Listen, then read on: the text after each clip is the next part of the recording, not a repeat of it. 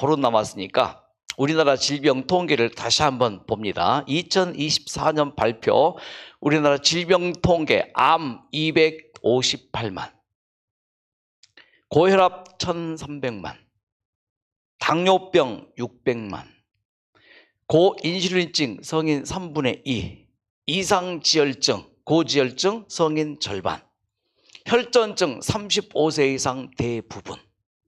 뿌리의 문제입니다. 그래서 이런 질병의 현상을 보고 진짜 양심적인 한 의사가 이런 책을 써냈습니다. 반란. 무슨 반란? 자, 의사가 하는 일은 뭐예요? 진료하고 약 처방하고. 그래서 그 약을 처방받아서 약국에서 약을 사서 복용하는 것이 현대 의료의 패턴입니다. 그런데 이 의사 선생님이 전문이에요.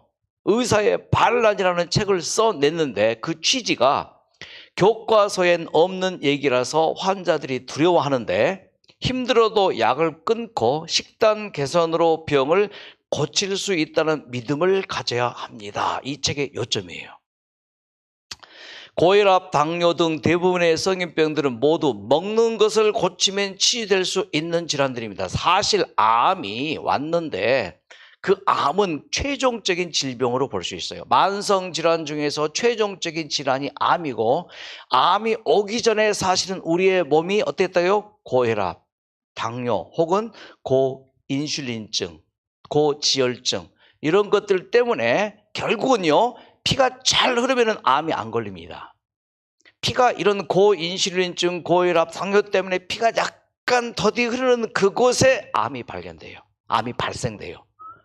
그러니까 암은 최종적인 것으로, 그러므로 고혈압, 당뇨 이런 몸을 깨끗하게 하는 방법을 써야지 암도 치료가 쉽게 될 수 있다는 요지로 설명을 드릴 수 있습니다.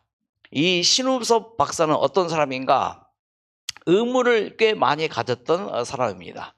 의대 공부 중에 꽤 많은 질병의 원인 불명, 원인을 모른다. 그런 말에 세상에 아니 땐 굴뚝에 연기 날까? 원인을 모르다니 본태성이라는 그 질환의 용어에 매우 의문을 갖습니다.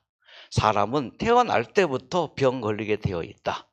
태어날 때는 건강하지만 10대, 20대, 30대, 40대, 50대를 지나면서 본태성, 태어날 때부터 50, 60대면은 고혈압 있는 게 당연하고 뭐 당뇨 있는 게 당연하고 늙는 것이 당연한 것처럼 그렇게 병이 오는 것이 당연하다. 이게 본태성이에요. 본태성 고혈압, 본태성 당뇨, 본태성 만성질환, 본태성 노화. 이런 본디 체질적인 영향 때문에 병이 발생한다는 뜻인데 아무리 생각해도 뭔가 얘기가 안 맞다고 이 신우섭 의대생은 생각을 했던 것이죠. 그러나 공부를 열심히 했습니다. 이제 군에 입대했습니다. 공중보건으로 일하면서도 명확한 진단 없이 자꾸 약만 처방하게 되는데 다량의 약을 처방하는데 결국은 회의심을 느껴서 사표를 내버려요, 의사. 그리고 뭐가 됐는가? 사업가가 됩니다. 여러분, 목사하던 사람이 목회 그만두고 나가서 사업을 한다거나 어떤 취직을 해서 일하면 잘 되게요? 안 되게요? 쫄다가 망하지요. 특히 군 생활하시던 분이 전역하고 난 다음에 직업군인 전역하고 난 다음에 뭔가 해요. 100% 망합니다. 군대 정신으로 했다가 다 망해요. 의사가 가운을 벗고 벤처 기업으로 이제 갔습니다. 잘 될까요? 안 될까요? 머리는 좋아서 잘 될 것 같은데 사업이 머리로 하는 게 아니에요. 사업은 사업적인 소질이 있는 사람이 해야지 저 같은 사람이 사업했다가요 딱 말아먹기 십상이죠. 저 그냥 이렇게 안전된 곳에서 이렇게 일하는 게 제일 안전하죠. 큰일 나요. 나가 사업하면은 망했어요. 쫄딱 망했어. 그래서 다시 이제 가운을 입습니다. 그래서 열심히 공부해서 전문의가 되고, 그래서 이제 그가 이제 연구를 깊이 했는데 이 결론이에요. 만병의 원인이 어디에 있고? 음식에 있다. 통증을 포함한 우리 몸의 변화는 스스로 죽이기보단 살리기 위해 발생된다는 원리. 이거 중요합니다. 통증이 뭐라고요? 우리의 몸이 힘든다는 표시인데 그건 죽는 것이 아니고 죽이는 것이 아니고 이 통증은 뭐라고요? 죽이는 것이 아니고 우리의 몸에 살리기 위해서 스스로 지키기보다 뭐 하기 위해서? 살기 위해서 발버둥 치는 하나의 현상으로 보시면 된다는 것입니다. 예, 예, 됐습니다. 배터리가 지금 다 돼갖고, 예, 됐죠? 예, 됐습니다. 자, 바로 그거예요. 예. 그래서 이런 통증이라는 거, 여기, 예, 통증. 그걸 이제 터득합니다. 통증을 보면 우리 몸의 변화는 스스로 죽이기보다 살리기 위해 발생된다는 원리. 그러니까 통증에는 두 가지 종류의 통증이 있다고 정의를 해볼 수 있어요. 이건 통증 나왔으니까. 통증은 내 몸의 신경을 뭔가가 짓누르는 게 통증이거든요. 그래서 그 세포가 이제 커서 내 신경을 이제 이렇게 터치하면 이제 아픔이 오죠. 근데 또 다른 통증이 있어요. 어떤 통증인가 하면은 이 암세포를 우리가 내 몸에 있는 면역계가 공격할 때 암세포와 면역계가 싸움에서 나오는 파편이 있다고 생각하면 돼요. 파편. 그 파편이 튀어서 신경을 건드리기 때문에 오는 통증이 있어요. 그래서 이 통증을 이제 느낄 때 힘들지만은 긍정적으로 생각하면은 이게 쉽게 참고 견딜 수가 있는 거죠. 내 몸을 살기 위한 발버둥이다. 넘어가죠. 자, 이때부터 이 신우섭 박사는 약이 아닌 올바른 식사가 병을 고친다고 확신을 하면서 주사를 놓거나 약을 처방하는 대신에 환자들에게 현미 채식 위주의 식단 개선 프로그램에 참여하도록 권장을 하고, 그가 운영하는 개인 병원에서 이제 가능하죠. 종합병원에서 했다간 쫓겨납니다. 절약선언. 절약이 뭐예요? 약을 뭐예요? 이제 금연 선언한 것처럼 금약선언, 절연선언을 하고 환자들에게 약을 쌓아놓고 철저하게 현미 채식 식단을 실천하게 합니다. 입원을 해서. 그랬더니 어떤 일이 벌어지는가? 이런 일이 벌어집니다. 우리나라 최고의 양심가인 강지원 변호사가 이제 이렇게 토크 쇼를 하는데, 신우섭 원장을 초청해서 한번 이렇게 토크쇼를 했습니다.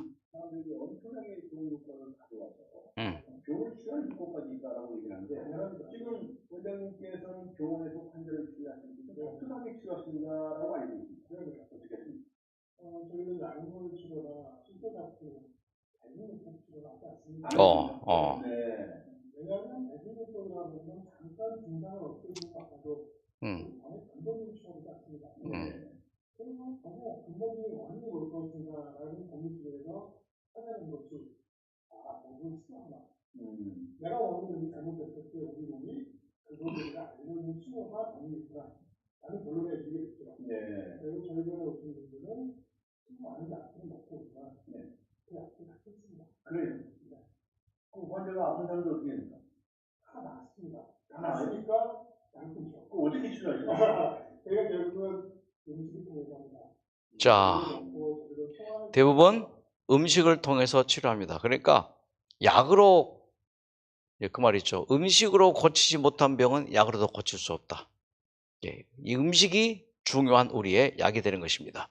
그래서 건강을 위한 현대의학계와 영양학계, 약학계 등이 권고하는, 약학계 뺍시다. 의학계와 영양학계가 권고하는 건강을 위한 식사 방법, 입으로 들어가는 것입니다. 첫째, 입으로 들어가는 것 중에서 요 술, 담배, 커피, 이것들은 이미 초-A급 발암물질로 이미 발표가 됐습니다. 학계에서 연구돼서.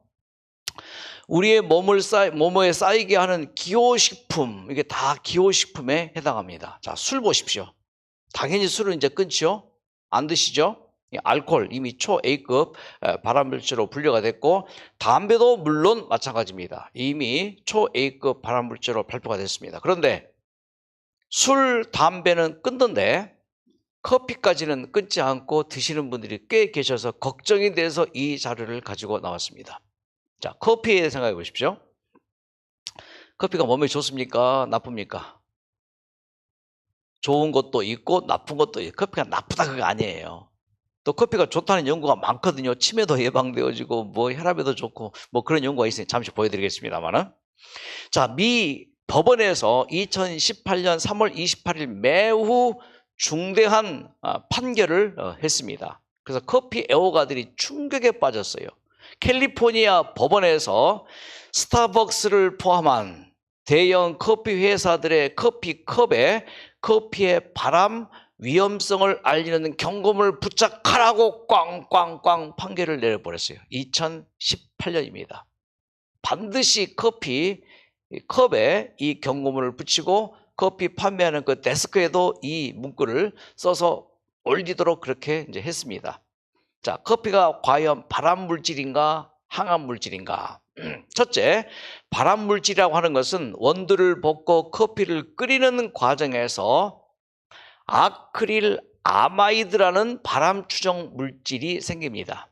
이거는 커피뿐만이 아니고 모든 이 단백질이 포함된 지방들이 포함된 곡류를 익힐 때 또 직화 부위로 고열 400도 이상 가할 때 이게 생긴다는 것이죠.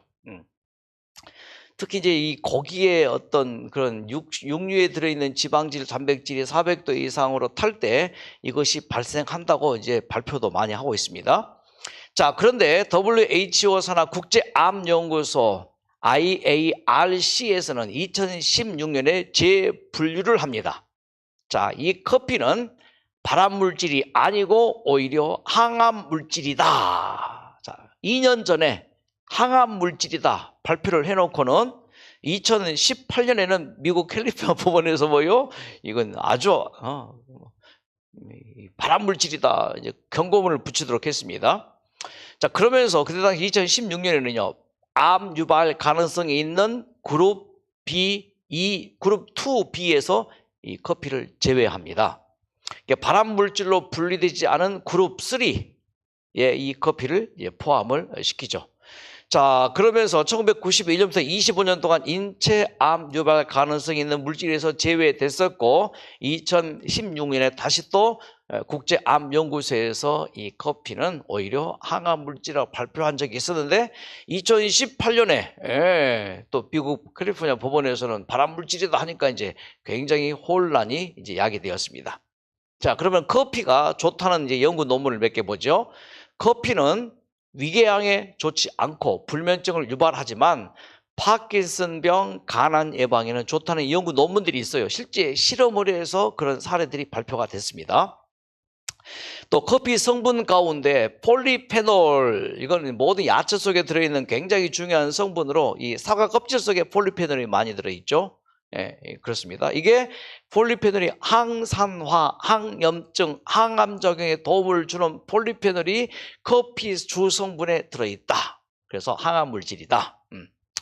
커피 속에 크롤로겐산 성분은 장의 연동 운동을 활발하게 해서 배변 활동에 도움을 준다. 이런 연구 논문들이 있고요. 커피는 관상동맥이 굳어지는 석회화를 막아 심장병도 예방한다. 많은 논문에서 이제 커피가 좋다고 이제 분류합니다. 그래서 말하기를 하루 석 잔 정도 커피는 괜찮다.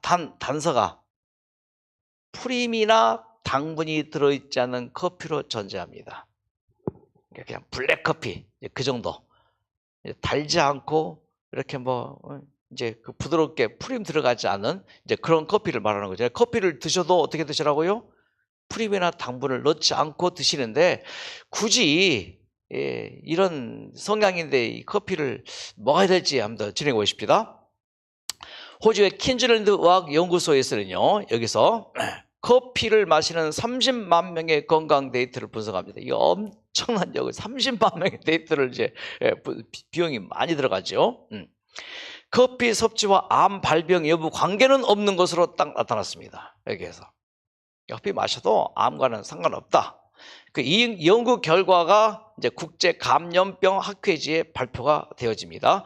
커피가 암 위험을 증가시키는지 평가하기 위해 유전자 기반 기술을 이용해 데이터를 분석한 결과라고 이제 딱 못을 받고 커피와 암 발병과는 뭐 큰 연관이 없다라고 이제 발표를 하게 되죠.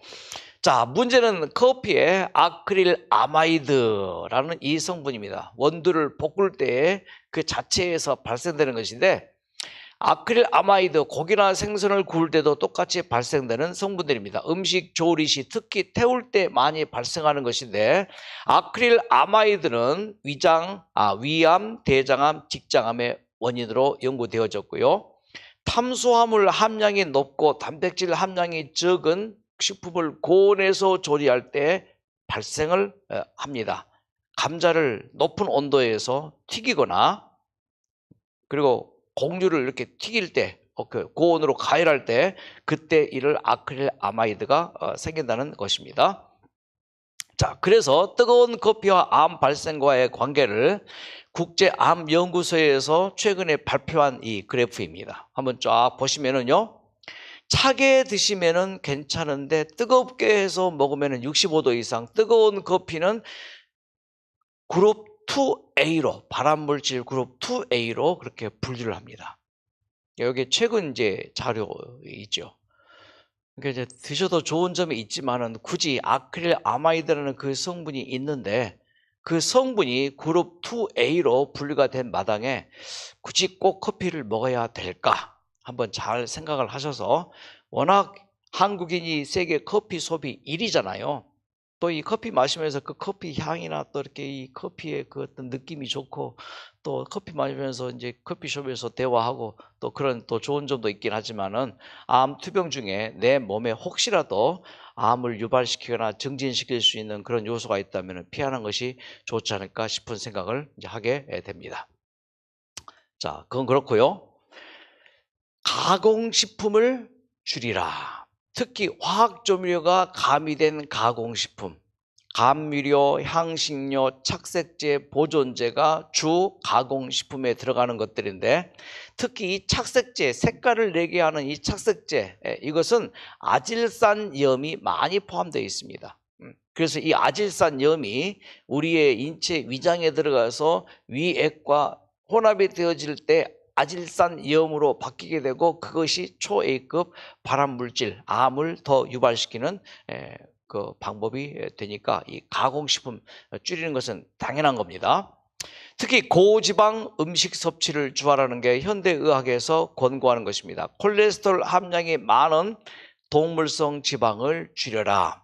이 동물성 지방은 관상동맥 혈전, 심장병, 뇌졸중, 유방암, 직장암, 전리선암 등 각종 현대병의 원인이므로 동물성 지방은 일주일에 한 번 정도 먹을까 말까, 한 번에 꼭 필요한 이 고지방, 고단백질의 식품은요, 딱 젓가락으로 3젓가락이면 우리의 몸에 충분한 딱 맞는 정도의 지방과 단백질이 섭취가 되고, 3젓가락 이상, 4젓가락 이상 먹을 때는 게 고단백, 고지방, 과지방, 과단백이 되어서 우리의 몸에 변성 단백질로 변화되어서 각종 치매나 파킨슨, 여러 가지 암을 촉진시키는 그런 것으로 발전이 됩니다. 그러니까 먹어도 뭐요? 조금만 먹어도 이제 꼭 먹어야 되겠습니까? 자, 그런데 현대와 옛날의 그 영양 비교를 보지요. 이 서울의 옛날 1900년대하고 지금하고 이제 비교 모습인데, 옛날과 지금의 거리 비교 모습, 그것처럼 서울의 과거와 현재를 비교하는 것처럼, 자, 모든 우리가 먹는 먹거리의 구성 성분을 옛날과 지금과 좀 비교해 보죠. 이 영국 속담입니다. 하루 사과 1개 먹으면 의사가 필요 없다. 하루에 사과 1개 먹으면 병원을 갈 필요가 없다. 왜요? 사과 속에는 꼭 필요한 이런 지방, 단백질, 탄수화물보다 더 중요한 비타민과 미네랄이 가득해요. 비타민, 미네랄 잠시 후에 살펴보십니다. 그러므로 하루에 꼭 사과 1개씩은 먹도록 권유를 합니다.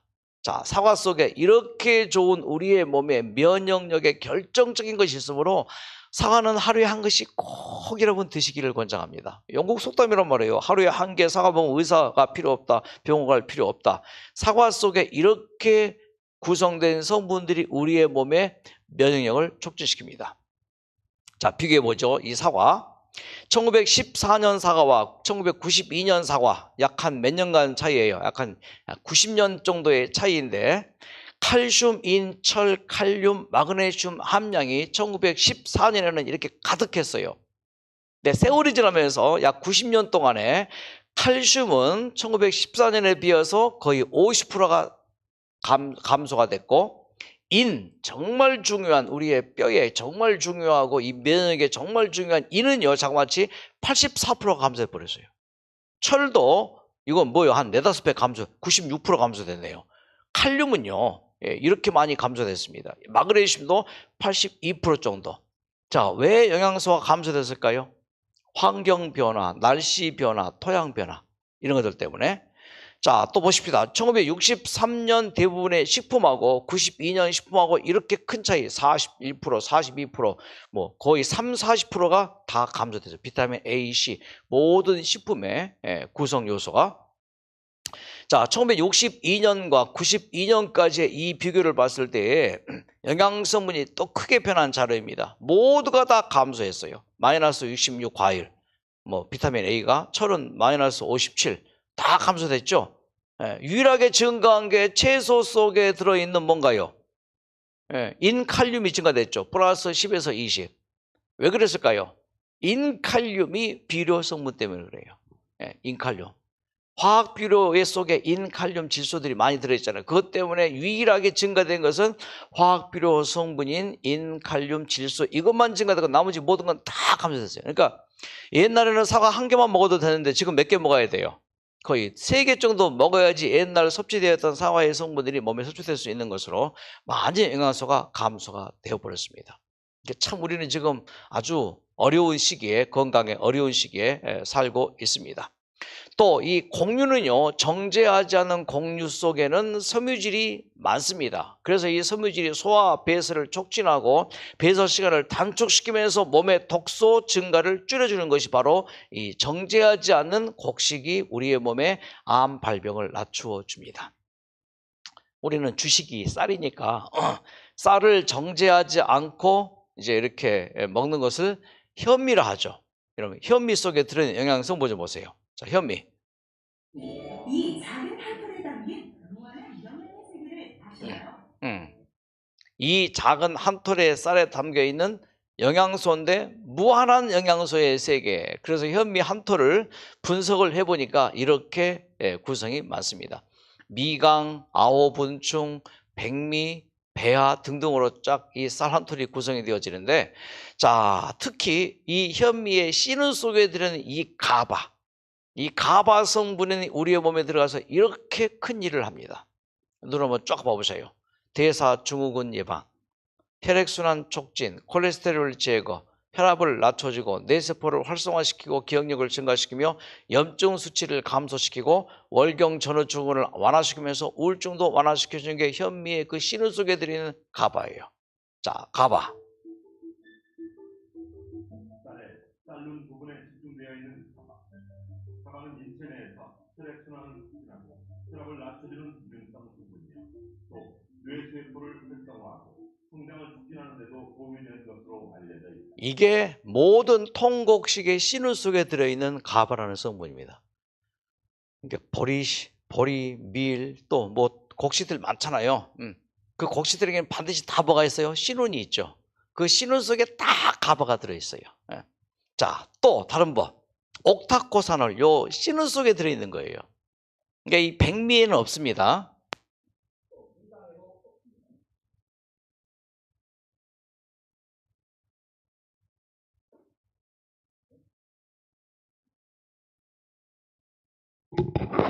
됐습니다. 오직 딱 한 곳, 어디만이요? 씨눈 속에 들어있는 게 옥타코산올인데, 이 옥타코산올이 우리의 몸에 들어가서 하는 일이 이겁니다. 인내력, 체력, 정력 증진, 근육의 글리코겐 저장률 증가, 스트레스 하에 기초대사를 안정시켜주고 성호르몬 분비를 자극시켜주면서 수축기 혈압을 저하시키고 기초대사를 향상을 위해서 내구력을 증진시키면서 체내 콜레스테롤을 조절시켜주면서 심폐기능을 강화시키는 게 옥타코산올이에요. 이거 어디에 들어있다고요? 씨눈 속에 들어있어요. 밀, 보리, 곡식, 깨 등등 다, 귀리 등등 씨눈 속에. 자, 옥타코산올의 효능 좀 보세요. 이게 왜 나오지? 미안합니다. 옥타코산올, 예. 옥타코산올? 예.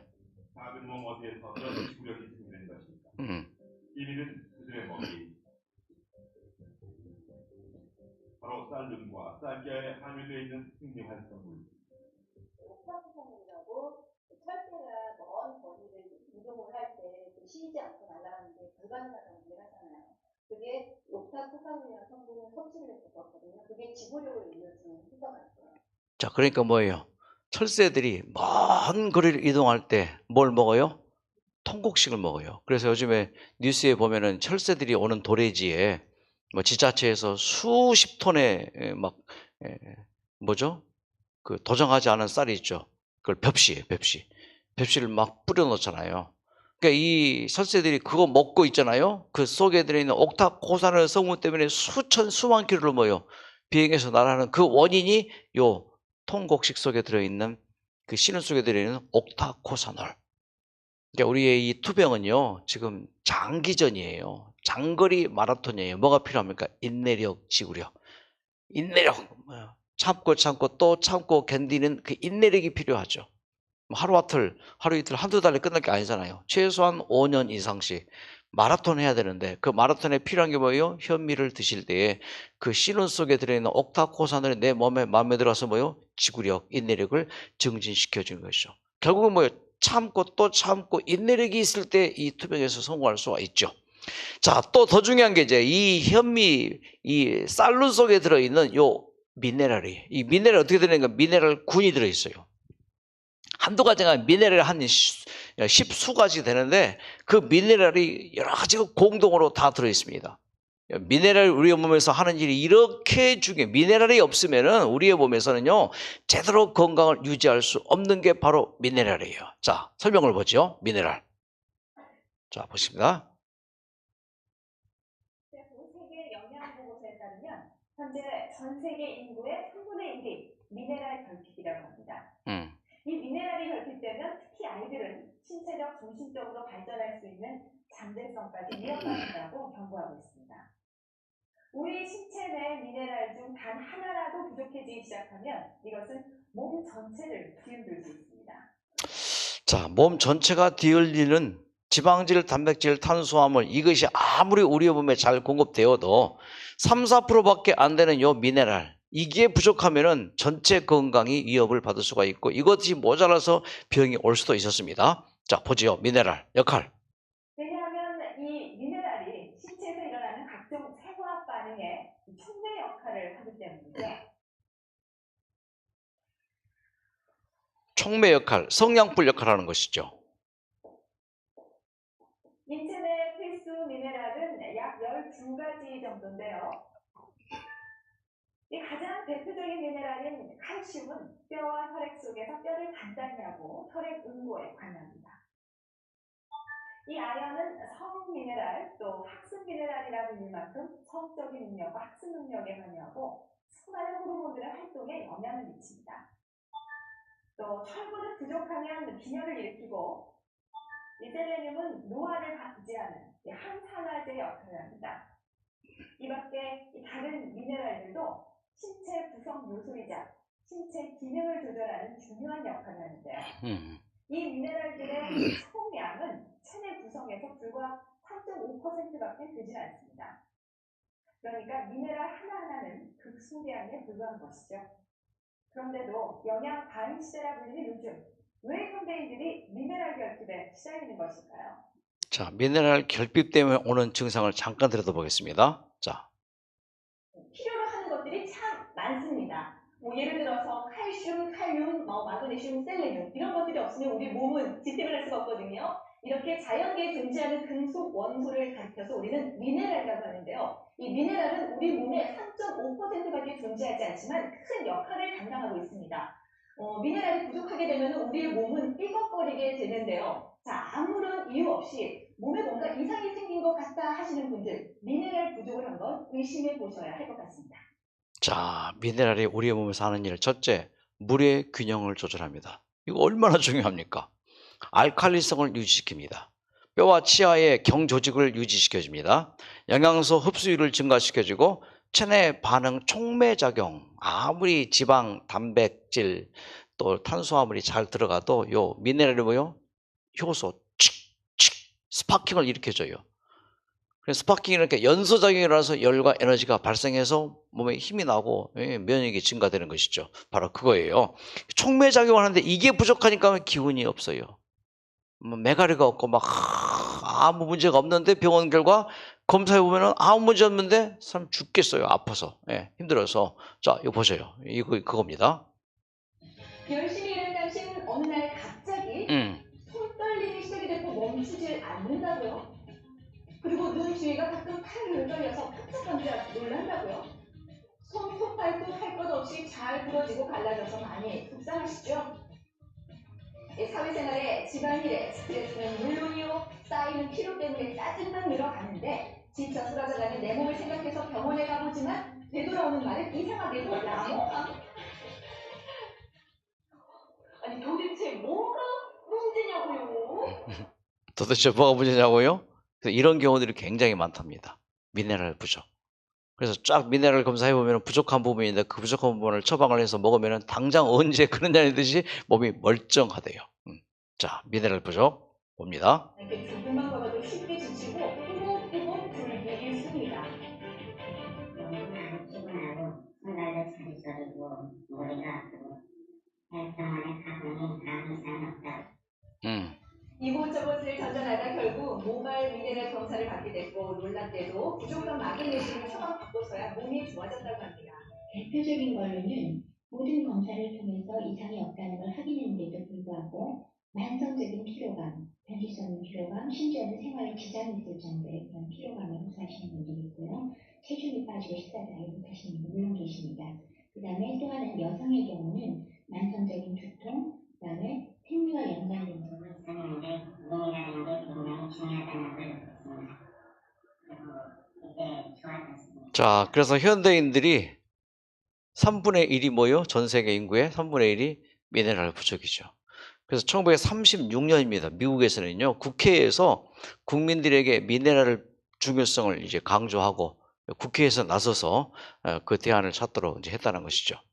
또 특히 이 공유 속에 들어있는 이 씨름 속에 들어있는 파틴산, 휘친산이라고 있는데 이 휘친산이 하는 일이 이겁니다. 곡물에 자기 방어물질, 항산화 작용, 독소를 배출해. 그래서 현미를 이제 뭐 농약으로 이제 어떤 쌀을 재배했을 경우에 먹어도 이 휘친산이 해독을 시킬 수 있다는 것이죠. 특히 최근에는 미국에서 이 휘친산 성분 속에 IP6라고 하는 항암 그 작용을 하는 굉장히 중요한 게 있어 미국인들의 쌀 소비가 막 증가되고 있고 한국은 쌀 소비가 뭐요? 감소하고 있고 그런 역현상이 나타나기도 하죠. 영양의 보고 현미 보십시오. 이렇게 좋은 게 많습니다. 다시요. 예. 미네랄, 아미노산은 물론 냉미보다 식이섬유는 무려 17배, 칼슘은 8배, 비타민 E는 4배나 더 가득. 항산화 효과, 미네랄산, 콜레스테롤 저하, 옥타코사놀 등 풍부한 영양소를 자랑하는 영양의 보고 현미. 현미가 몸에 안 맞는 분도 있어요. 소화도 안 되고 막 속이 더부룩하고 어떻게 해야 될까요? 꼭 현미를 먹어야 될까요? 그러면은 백미 드시는 게 낫죠. 단 이제 건강식품점에 가면은 요 이제 씨루만 이제 배아만 뭐 하나 섞게 병에 파는 게 있거든요. 그걸 한 티스푼으로 한 숟갈 이제 이렇게 약간 이렇게 좀 먹기 좋게 볶아서 해도 좋고요.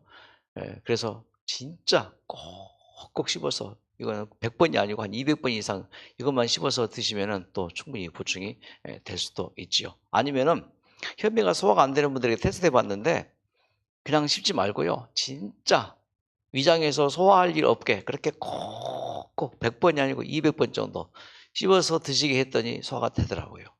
현미는 어쨌든지 잘 씹어야 되고 침하고 잘 섞여야 돼요. 그러면 소화 흡수율이 매우 높아지는 것이 바로 이 통곡식 속에 들어있는 그 씨름이 반드시 포함되어야 됩니다. 이게 백미입니다.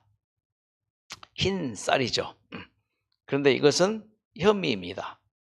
자, 여기에 한자를 좀 사용을 해봅니다. 자, 아래 글자가 쌀겨 강입니다. 건강할 때, 강건할 때 쓰는 게 요 강자예요. 이게 쌀미가 반드시 있죠. 이렇게 해서 점점 아래점 찍고 이게 쌀미죠. 그러니까 건강 이제 강자가 붙어 있는 게 쌀겨 강이에요. 근데 위에 보세요. 위에 글자. 쌀미자에다가 흰백자가 써 있죠. 그러니까 흰 쌀이 뭐라고요? 논이 박토 달 때 쓰는 게 이거예요. 박토. 아주 박하다.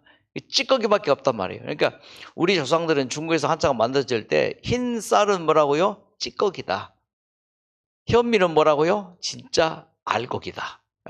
그렇게 분리를 하는 것이죠. 자, 그래서 이제 현대 의학에서 또 영양학계에서 또 이런 권고 사항이 있으니 우리가 어떻게 해야 될까?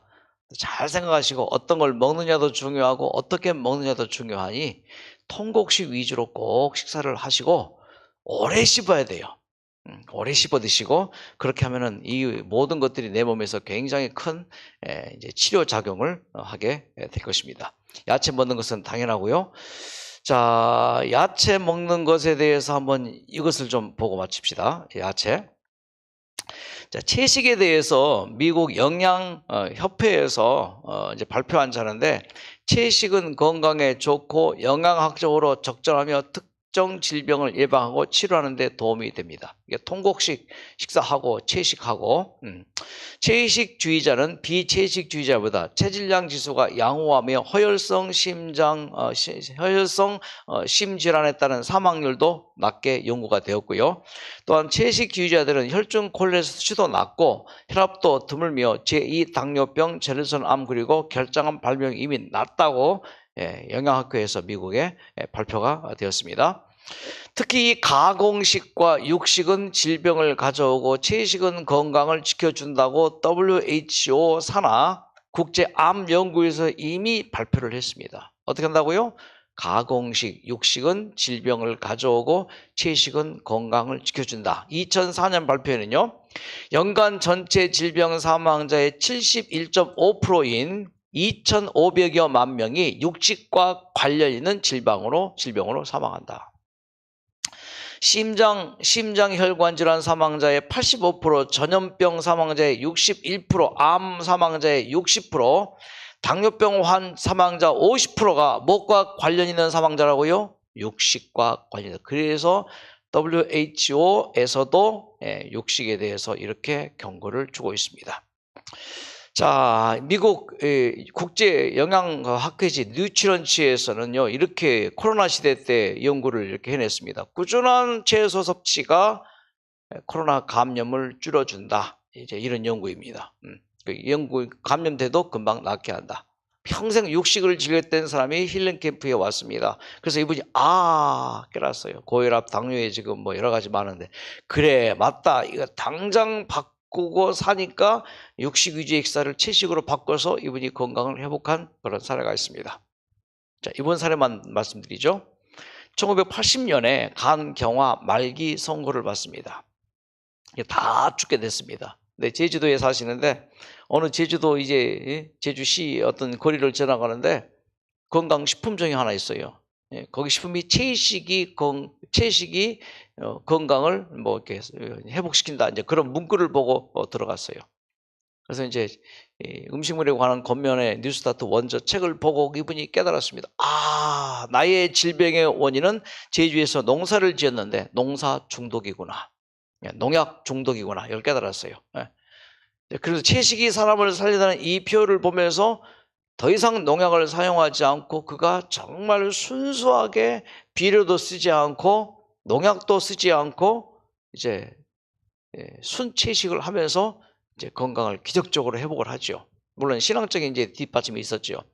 그러면서 어떤 그 농학 박사가 제주에 이 귤만 재배하는 것보다 귤과 성분이 비슷한 레몬을 한번 재배해봐라. 7년 동안 레몬 재배에 실패를 했다가 드디어 성공하고 우리나라에 유일하게 레몬을 농약으로 재배하지 않고 화학비료 주지 않고 완전 무농약, 무화학비료로 재배한 레몬 재배에 성공을 해서 지금 잘 팔리고 있습니다.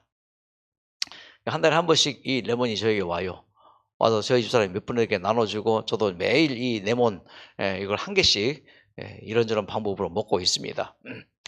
작년 3월 한 달 동안 제주살이 갔을 때 그 부부와 이제 식사를 함께 했는데 이분이 양석필하면은 제주에 농사 짓는 사람들에게는 대부입니다. 그분이 농민들에게 이런 강의를 합니다. 수입 농산물에 3가지 농약 성분이 있다. 그게 이제 이겁니다. 시아벤다졸, 이자마린, 로멘다졸. 이게 수입 과일에 다 이게 농약 처리가 됐다 이거죠.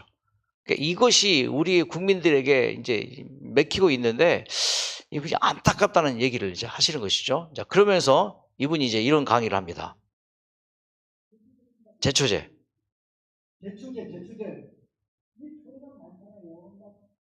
이 제초제에는 여러분 다이옥신 성분, 이 다이옥신이 이게 연구에서 개발된 건데 이게 처음 나왔던 사람들이 연세가 없지. 여러분 연세가 있거든요. 무색이에요. 그렇기 때문에 사람들이 한국 걸 힘없이 치는 거예요. 그런데 이 제초제 먹고 사는 사람들은 움직였어요. 이거는요, 들어가면 모든 생명체는 다 이 다이옥신 성분 자체가 다 사람의 몸에 들어오면 사람의 모든 내장과는 특히 이런 성분 자체가 사람이 신진대사에 관련됩니다. 그렇기 때문에 특히 이게 방광기가 30년이라고 하는데 이건 아무도 이게 많은지 안 많은지 몰라요.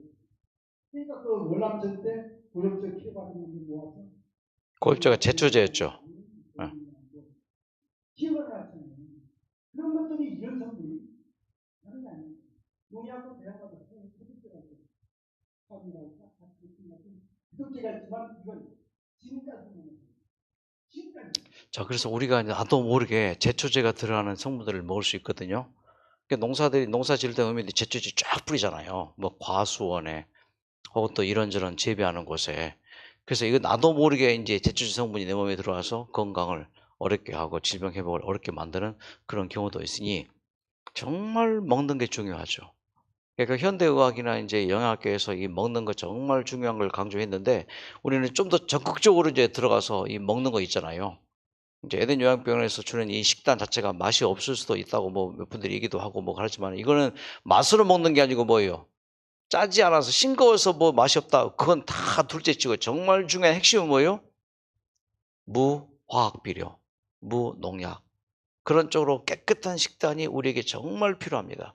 이것을 섭취하는 것을 해야 되고 가급적이면 이제 조그만한 뭐 한 100평이라도 텃밭을 가지고 비료 주지 않고 농약 성분 주지 않고 그렇게 우리가 재배해서 내가 먹는 것은 그렇게 한 재배일 필요가 있죠. 다행히 이제 우리는 이 농장에서 야채가 이렇게 무농약, 무화학 비료로 제거가 되어서 먹고 있는 것이 정말 좀 소중한 거죠. 그래서 건강하게 잘 음식을 드시고 모두가 다 빠른 시일 내에 이 연말을 맞이하고 새해에는 진짜 새봄에 새싹 나듯이 모두가 다 건강을 반드시 회복하는 여러분 되기를 박수로 한번 기원하시기 바랍니다. 예. 박수!